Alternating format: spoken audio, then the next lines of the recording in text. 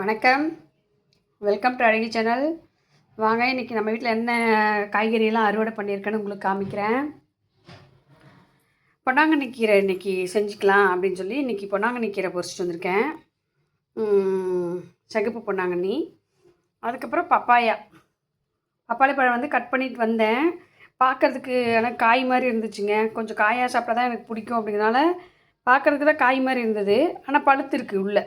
அப்போ இது கரெக்டான ஸ்டேஜில் தான் நான் வந்து அறுத்துருக்கேன். இங்கே பாருங்க, உள்ளே பாருங்கள் எவ்வளோ விதை இருக்குதுன்னு. நாட்டுப்பழம் சாப்பிட்டு பார்த்துட்டேன் கட் பண்ணி. ரொம்ப ரொம்ப டேஸ்ட்டாக இருக்குதுங்க, செம்ம டேஸ்ட்டு.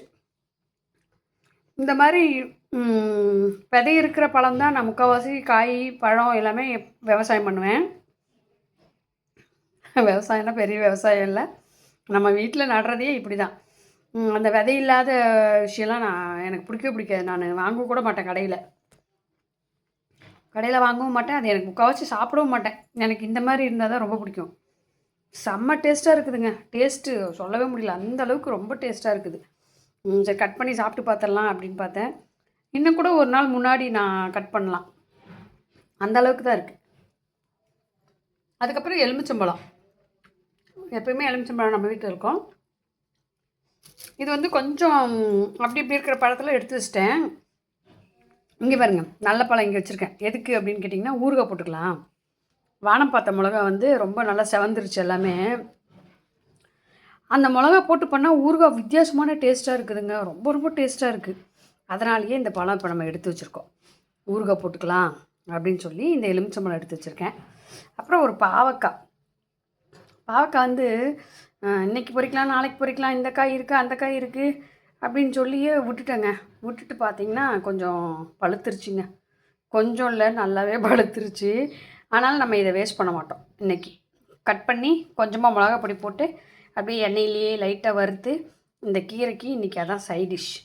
கீரைக்கு தேவையான மிளகா பொரிச்சிட்டு வந்து வச்சுருக்கேன். இது எல்லாமே நம்ம தோட்டத்தோட அறுவடை தானே. இங்கே பாருங்கள், இது எல்லாமே நம்ம கடைக்கு போனால் தான் கிடைக்கும். ஆனால் வீட்டிலே கிடைக்கிறது எவ்வளோ ஒரு சந்தோஷம். இங்கே பாருங்கள், எல்லாமே பாருங்கள்.